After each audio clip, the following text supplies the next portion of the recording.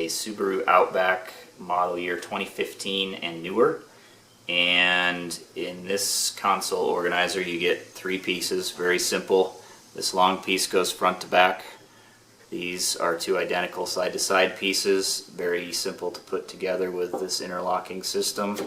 Just put it together until it bottoms out and then do the same thing for the other one. It's fully symmetrical, so there's really no front and back and left and right.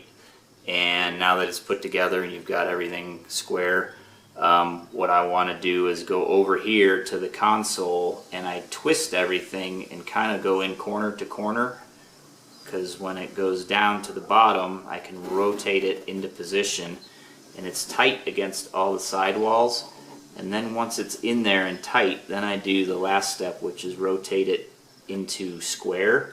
And what you'll find is when it's against the felt walls in this glove box, the felt walls grip the pieces, and those pieces stay put because they're pushing against that soft felt surface, so it won't rattle or move around.